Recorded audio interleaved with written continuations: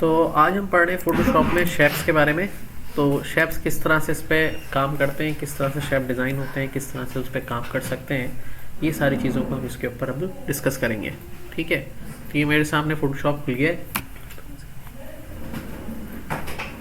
ठीक है, तो अब उसके बाद हम क्या कर रहे हैं, यहाँ से फाइल में जाके एक न्यू फाइल ले रहे हैं हम यहाँ से, और न्यू फाइल के अंदर हम यहाँ से एक साइज़ का सिलेक्शन करेंगे।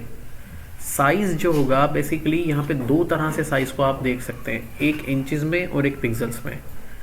कौन सा इंचज़ में कब लेना है और पिक्सल्स में कब लेना है, तो इसका आपको पता ही होना चाहिए कि जो भी ऑब्जेक्ट आप तैयार कर रहे हैं स्क्रीन के लिए, मतलब वो कंप्यूटर स्क्रीन पे दिखाई देगा, मोबाइल स्क्रीन पे दिखाई देगा, तो उसको आप पिक्सल में मेजर करेंगे क्योंकि इसका बेस्ड मेजरमेंट यूनिट वही है। और कोई भी ऐसा ऑब्जेक्ट जिसको आप प्रिंट करेंगे कल, चाहे आप पेपर पे प्रिंट करेंगे, पैनाफ्लेक्स पे प्रिंट करेंगे, कार्ड पे प्रिंट करेंगे, शीट पे प्रिंट करेंगे, तो उसको आप लेंगे इंचेस में। तो यहाँ से क्लिक करेंगे हम यहाँ पर, और यहाँ से क्लिक करने के बाद हमारे पास दोनों साइजेस मौजूद हैं। स्क्रीन बेस्ड साइजेस यहाँ मिलेंगे, film and video, mobile end devices, website के लिए। और प्रिंटेबल जो इंचेस में साइजेस हैं वो यहाँ मिलेंगे, US paper, international paper, photo वगैरह। मैं फ़िलहाल यहाँ पे वेब ले रहा हूँ। तो वेब में मुझसे ये कह रहा है कि भाई जो आपका साइज़ है यहाँ पे आप क्या लेना चाह रहे हैं। तो 800 by 600 pixel, 1024 by 768 pixel, 1152 864 by pixel. यहाँ पे ये जो इस साइड पे लिखा हुआ है ये इसकी विड्थ है, और जो इस साइड पे नज़र आ रहा है ये इसकी हाइट है। तो यहाँ से हम कोई भी एक साइज़ ले लेते हैं, और लेने के बाद नीचे आएंगे तो ये हमें यहाँ बता भी रहा है कि ये इसकी विड्थ है और ये इसकी हाइट है। इसके बाद यहाँ रेजोल्यूशन में आएंगे, तो रेजोल्यूशन में आने के बाद यहाँ पे हम लिखते हैं 100। ये 100 का मतलब ये है कि 1 इंच के अंदर 100 पिक्सल होंगे। अब जैसे ही इसको यहाँ से क्लिक करके ओके करेंगे तो ये एक फ़ाइल क्रिएट हो जाएगी जिसकी चौड़ाई यहाँ नज़र आ रही है और लंबाई यहाँ नज़र आ रही है। अब ये इसकी लेयर के ऊपर बैकग्राउंड लेयर बन गई, जिसको डबल क्लिक करके मैं अनलॉक कर देता हूँ। अब यहाँ पे समझने वाली ये चीज़ है, मिसाल के तौर पे ये जो चौड़ाई नज़र आ रही है माइट भी आपके पास इसी तरह से नज़र आए जैसे मुझे दिख रही है, ये इंचज़ में शो हो रही है। अब मुझे कैसे पता चला ये रूलर इंचज़ में हो रहा है, तो सबसे पहले तो ये समझ लें रूलर ऑन ऑफ कैसे होता है। कमांड से अगर करना चाहें तो व्यू में जाके यहाँ से रूलर को ऑफ कर सकते हैं, और यहीं से क्लिक करके क्या कर सकते हैं, और यही काम कंट्रोल R से भी आप इजीली कर सकते हैं। लेकिन ये रूलर अपना साइज इंचेस में दिखा रहा है, सेंटीमीटर्स में दिखा रहा है, पॉइंट्स में दिखा रहा है, पिकास में दिखा रहा है, ये सारे मेजरमेंट यूनिट हैं। ये जानने के लिए आपको इस रूलर पर डबल क्लिक करना होगा। जैसे आप इस पर डबल क्लिक करेंगे तो ये आपके सामने प्रीफरेंसेस खुल जाएगा। प्रीफरेंसेस में जाके आप यूनिट्स एंड रूलर्स पे क्लिक करेंगे। अगरचे यहाँ पे सेंटीमीटर्स आ रहा है तो इसका मतलब अब आपको जितनी मेजरमेंट्स हैं वो सेंटीमीटर्स में दिखाई देंगी।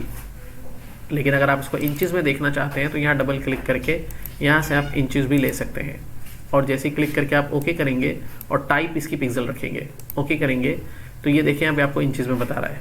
अब आपको बता रहा है कि जो आपने ये फाइल ली है इसकी चौड़ाई जो है 10 इंच है, जबकि इसकी हाइट जो है तकरीबन कितनी बन रही है, 7.5 इंच। ठीक है, समझ में आ गई बात, ये कैसे एडजस्ट करना है। तो आज हम इस पे काम कर रहे हैं शेप्स के ऊपर। तो मैं यहाँ लिख देता हूँ शेप्स।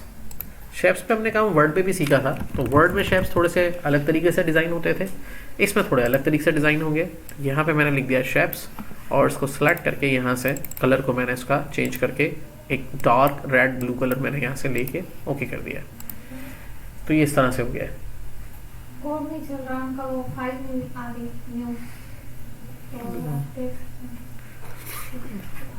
ठीक है, तो यहाँ पर क्लिक करके हमने क्या करना है, अब यहाँ पे क्लिक करके यहाँ से हम ये देख सकते हैं कि हम शेप्स कैसे बनाएंगे। तो यहाँ से 2 सेकंड हम अपना लेफ्ट वाला बटन दबा के रखेंगे और यहाँ से एक रेक्टेंगल लेंगे। रेक्टेंगल टाइप टूल जो है ये किसी भी किस्म का रेक्टेंगल या स्क्वायर शेप बनाने के काम में आता है।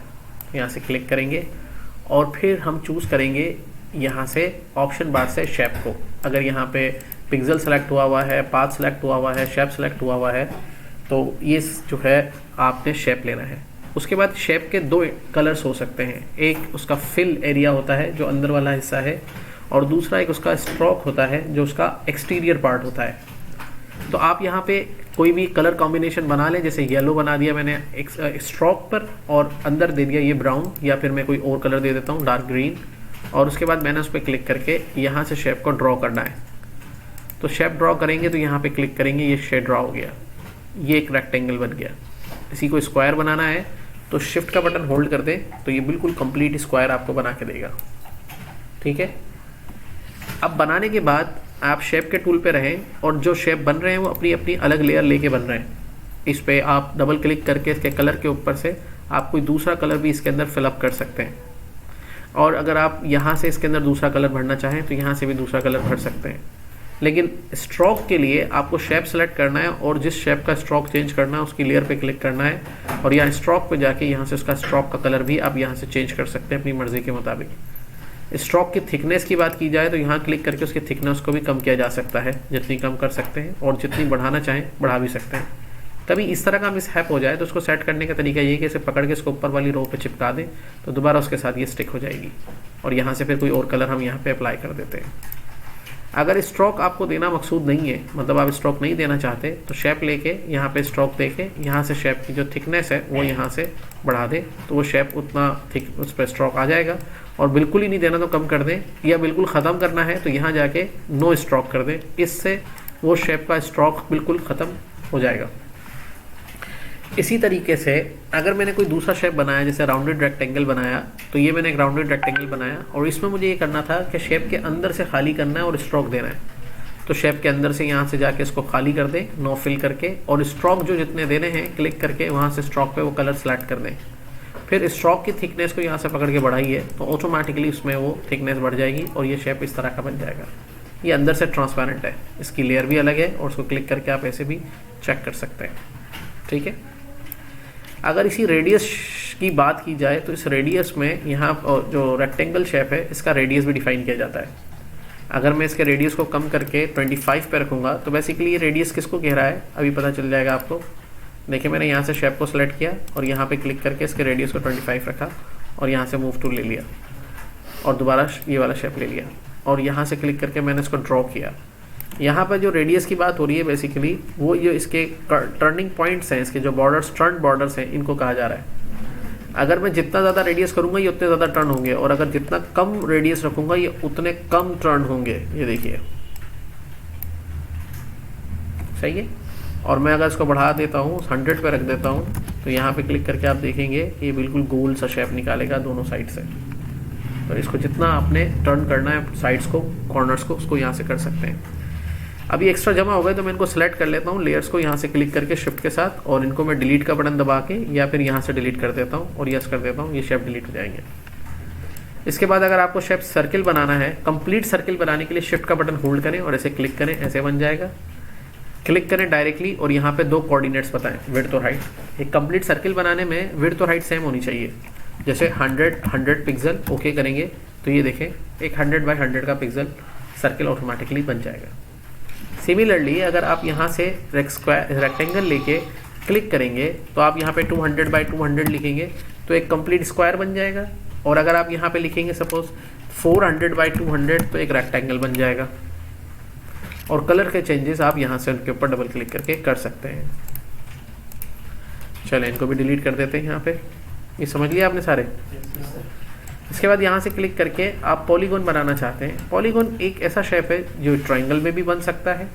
वैसे पॉली का मतलब होता है कई सारे एंगल्स वाले, लेकिन ये ट्रायंगल में क्यों बन रहा है, क्योंकि मैंने इस शेप को सिलेक्ट करके इसकी बाय डिफ़ॉल्ट जो शेप है वो 3 साइड्स पे रखी हुई है। मैं इसकी साइड्स को बढ़ा के 6 कर देता हूँ तो अब 6 साइड वाला एक शेप बन जाएगा। इसको कंप्लीट चाहता हूँ मैं सीधा बने तो शिफ्ट का बटन होल्ड करूँगा तो 6 साइड वाला बन जाएगा। इसमें 1 2 3 4 5 6 साइड्स इस पर। यहाँ से क्लिक करके मैं 6 के बजाय इसके अंदर जो है 12 पॉइंट सेट कर देता हूँ तो यहाँ पे क्लिक करके 12 पॉइंट्स वाला ये शेप यहाँ पे क्रिएट हो जाएगा। 4 वाला करेंगे तो स्क्वायर बन जाएगा, 7 वाला करेंगे तो दूसरा शेप बन जाएगा। इसके बाद अगर क्लिक करके यहाँ पे बात की जाए लाइन की, तो जैसे एक लाइन ड्रॉ करने के लिए कलर यहाँ से सिलेक्ट कर लें और किस तरह की लाइन आप ड्रॉ करना चाहते हैं उस पर क्लिक करके उस लाइन को आप जो है इस तरह से ड्रॉ कर दें तो ये लाइन इस पर ड्रॉ हो जाएगी। बिल्कुल स्ट्रेट लाइन बनाने के लिए लाइन जब बनाना शुरू करें तो शिफ्ट का बटन होल्ड कर लें, या तो वो ऐसे स्ट्रेट बनेगी लेफ्ट राइट पे, या फिर टॉप और बॉटम पे स्ट्रेट बिल्कुल काम करेगी। बाकी फ्री लाइन चाहिए तो ऐसे फ्री, तो फिर आप हाथ छोड़ के फिर जैसे चाहें उस पर लगा सकते हैं। लाइन के बाद आपके पास अगला ऑप्शन आता है कस्टम शेप्स का। कस्टम शेप्स में आपको बहुत सारे शेप्स मिलेंगे, लेकिन कहाँ मिलेंगे, ये ऑप्शन बार में ऊपर आएंगे, यहाँ पे क्लिक करेंगे, यहाँ पे देखिए ढेरों ढेर शेप्स मिल जाएंगे। लेकिन हो सकता है आपको ये सारे नज़र ना आए तो पहले आप यहाँ सेटिंग्स में चले जाएं। अगर ये टेक्स्ट ओनली है तो इसको स्मॉल थंबनेल्स में देख लें या लार्ज थंबनेल्स में देख लें। फिर यहाँ पे कैटेगरी बनी हुई है, ऑल थंबनेल्स पे क्लिक करेंगे तो तमाम शेप नज़र आएंगे इस तरह से जो भी इसके अंदर बने हुए हैं। और अगर मज़ीद आप कैटेगरी वाइज देखना चाहते हैं तो एनिमल के शेप्स यहाँ से ले सकते हैं, बैनर एंड एरोज़ के शेप्स आप यहाँ से ले सकते हैं। ये सारी चीज़ें भी आप इजीली यहाँ से कर सकते हैं। और अगर ऑल शेप्स देखने हैं तो फिर यहाँ ऑल पे क्लिक करके ओके कर दें। फिर जो शेप बनाना है उसको यहाँ से सेलेक्ट करें और उसको वहाँ पे बना डालें। जैसे कि मुझे ये वाला शेप बनाना है तो इस पर क्लिक किया और ये मैंने इस पर बना दिया। और इसके कलर्स कॉम्बिनेशंस के लिए मैंने शेप का टूल लेके यहाँ से जो भी कलर इसके अंदर भरना था भर दिया और क्लिक करके ओके कर दिया। तो ये देखें शेप हमारा यहाँ पे रेडी हो गया। इस तरह और भी शेप आपको यहाँ मिल जाएंगे जो यहाँ से आप क्लिक करके ले सकते हैं। जैसे कि मुझे ये एरोप्लेन बनाना है तो ये एरोप्लेन का शेप, और कंप्लीट शेप बनाने के लिए शिफ्ट का बटन होल्ड कर लें। और इसमें कोई भी कलर इफेक्ट यूज़ करना है तो आप यहाँ से क्लिक करके इसके ऊपर यूज़ कर सकते हैं। तो ये देखें इस तरह से हम शेप बना के अपनी में जो फाइल है उसके अंदर बेहतर किस्म की इलिस्ट्रेशन ला सकते हैं, बेहतर पोस्टर बना सकते हैं, बेहतर टेक्स्ट को अपीयर करा सकते हैं, बेहतर चीज़ों को डिस्प्ले करा सकते हैं। अब नेक्स्ट क्लास में देखेंगे कोई चीज़ डिज़ाइन कैसे करते हैं शेप के साथ। फिलहाल तो आप इनको प्रैक्टिस करके देखें कि आप इसको किस तरह से हैंडल कर पा रहे हैं। ठीक है।